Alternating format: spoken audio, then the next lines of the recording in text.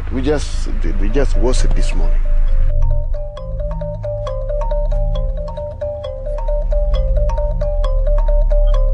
Of course, a missile kill in Israel, all the news all over the world. But an actually kill, whether by the government or quiet. Are we not human beings? Within a period of only 3 months, 640 civilians were killed. 2,000 civilians were abducted. What other standards are you required to be considered a terrorist or not? Since September 11, you see how it hit the people, and here we failed it. The question of life is for all, regardless of color. 800,000 people displaced. Out of 1,800,000 are in the camps, displaced camps. By putting us in the camps, we're animals in the zoo. I would suggest the U.S. government let us say, please talk peace, not arms. We need to handle the problem of the children. Pressuring the U.S. government to pressure the Ugandan government to bring an end to this conflict. Bring peace in this region. And we really pray God that they help us. So this is our appeal to the government of America. It surprises us why the world is not coming so strong on this. Because child soldiers has been condemned all over. But you see, we have seen you are suffering. But so what? We put it so what? We have seen our suffering. Here we are. You go back, nothing is saying. Life is a gift of God. It is a gift to be protected, defended, promoted. Attention, please. All over the world. All the youth of Uganda, you're supposed to be careful with a better problem. I'm going to mention now. I have nothing. What about? I have nothing.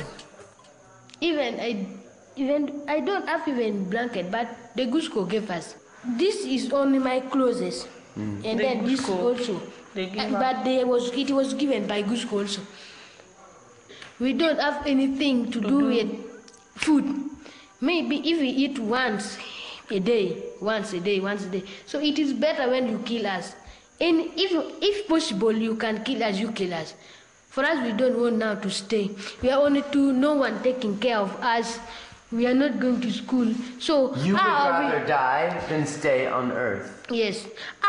Even now? Even now. On the last night we spent with Jacob and Thomas, they started talking about their brother who was murdered by the rebels. We asked Jacob what he would say if his brother was still here. I will tell you that I love you, but now I miss you. So it is better when we meet. We are going, even if we are not going to meet, but we may meet in heaven, you see. So it is better. I will not talk much. I will start something. Because if I saw my brother once again, I don't.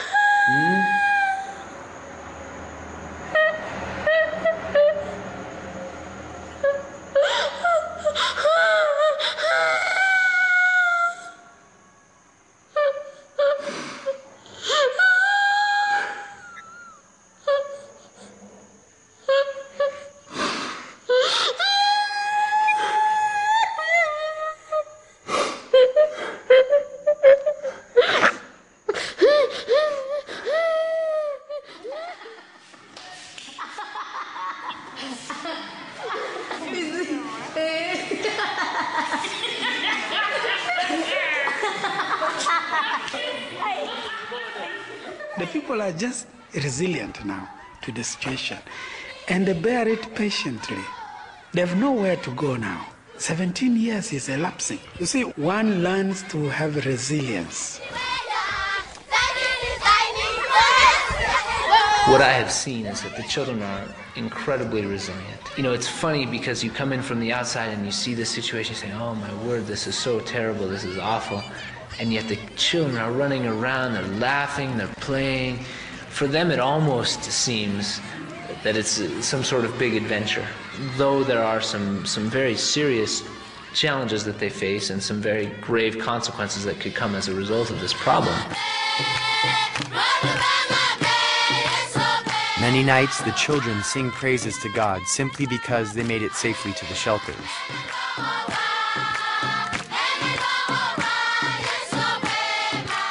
Praises, the prayers, the spiritual, the worship, praising to God, the resurrection itself is also seen as hope for life after death. But most important is that we really appeal to people who have a heart for children. The children in northern Uganda are the same children. They're the same human beings in US, in Britain, everywhere. They're the same children. They're all human beings, created in the same image of God. Unless the whole nation rallies with one voice, peace for this country and peace in every corner of this country, we can't make headway easily. Because the longer this war goes, the worse it is. Because now we have reached a level where people are now desperate. Despite the fact that these children live each day in a completely desperate situation, without an end to this war in sight, they somehow, someway find hope. They choose joy, and that is what Africa is about. That is why I return, and will continue to for as long as my life will allow.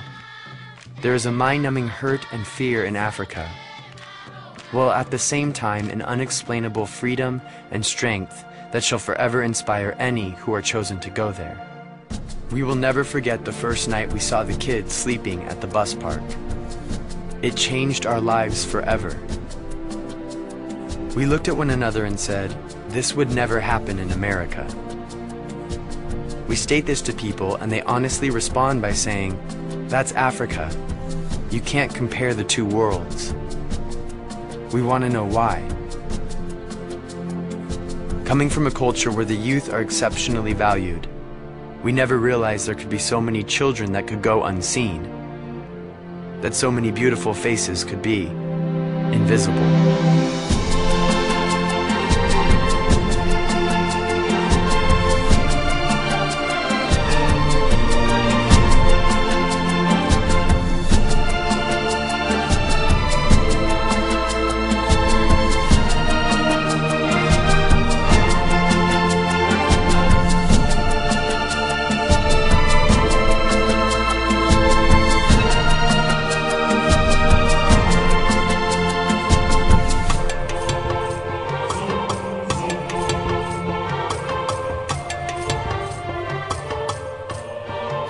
Do you think if you go there, you cannot forget about us?